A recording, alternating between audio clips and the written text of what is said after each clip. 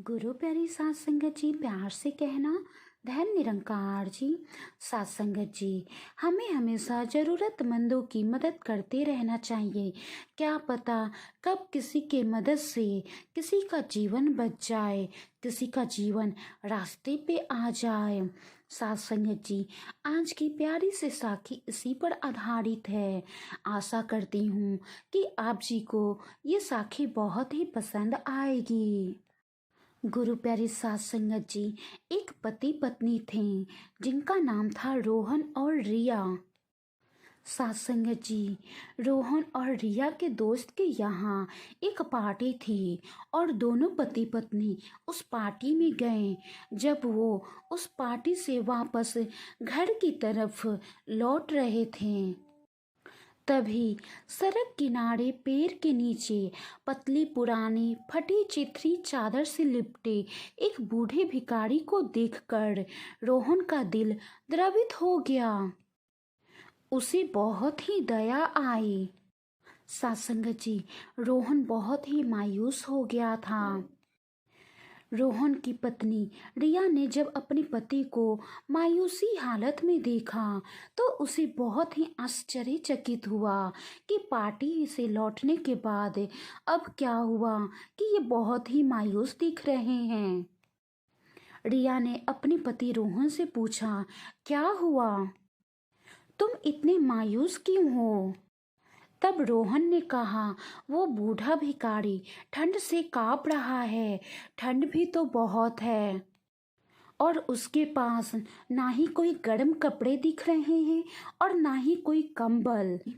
सात संगत जी, रोहन अपनी पत्नी रिया से आगे बोलता है, रिया, मैं सोच रहा हूँ कि हमारे कार में जो कंबल पड़ा है, क्यों ना उस कंबल को इस बूढ़े भिखारी को दे देते हैं। रिया अपनी पति की बातों को सुनकर हैरान हो जाती है और कहती है कि तुम्हारा दिमाग तो नहीं खराब हो गया? पता है ना वो कंबल कितना महंगा है, और उतना महंगा कंबल उस बूढ़े भिखारी को दोगे तो क्या तुम्हें लगता है कि वो ओढ़ेगा? नहीं, वो ओढ़ेगा नहीं, बल्कि उसे बेच देगा। ऐसे ही होते हैं ये लोग।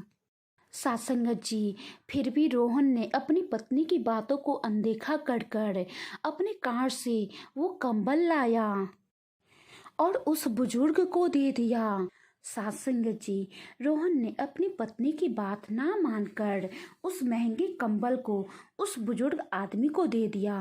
इसलिए रोहन की पत्नी बहुत ही गुस्सा हो गई और मुंह फुलाकर कार में जाकर वापस बैठ गई। सासंगत जी, 2-4 दिनों बाद रोहन और रिया एक और पार्टी में गए और पार्टी से लौटते वक्त दोनों कार में ये बातें कर रहे थे कि बहुत ही गजब की ठंड है। तभी अचानक दोनों पति और पत्नी को उस बूढ़े भिखारी की याद आ गई। तब पत्नी ने कहा कि चलिए एक बार देख आते हैं उस रात वाले बूढ़े का क्या हाल है। सत्संग जी, दोनों पति पत्नी उस बूढ़े भिखारी के पास चले गए। बूढ़ा भिखारी तो वही था, लेकिन उसके पास वो कंबल नहीं था, अपनी वही पुरानी चादर ओढ़े लेटा था। तब पत्नी ने आंखें बड़ी करते हुए कहा, देखा, मैंने कहा था तुम्हें कि वो कंबल उसे मत दो, वो कंबल बहुत ही महंगा है और महंगा देखकर उसने जरूर वो कंबल बेच दिया होगा।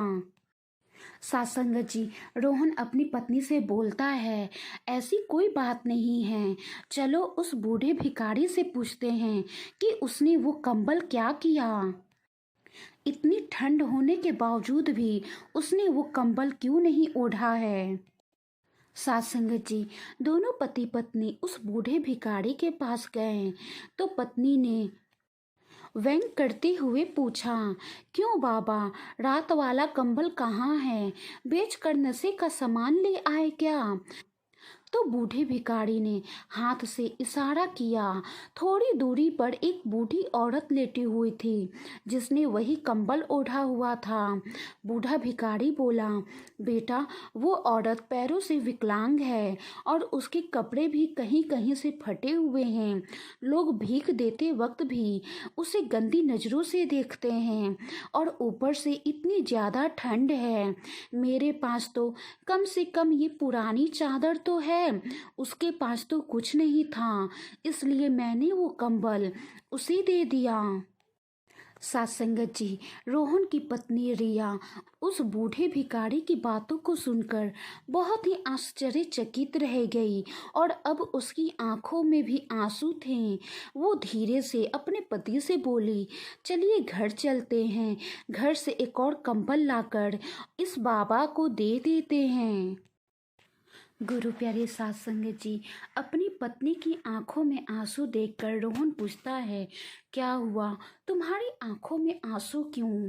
तब उसकी पत्नी कहती है कि मुझे माफ़ कर दीजिए, मैंने आपको भी गलत समझा और इस बूढ़े भिखारी को भी। मैंने कहा था कि ये लोग ऐसे ही होते हैं, इतने महंगे कंबल लेकर क्या करेंगे, इन्हें तो बेच देंगे और नशा कर लेंगे। पर मैं गलत थी, मैं तो पैसों से अमीर हूँ, पर ये लोग तो दिल से अमीर है।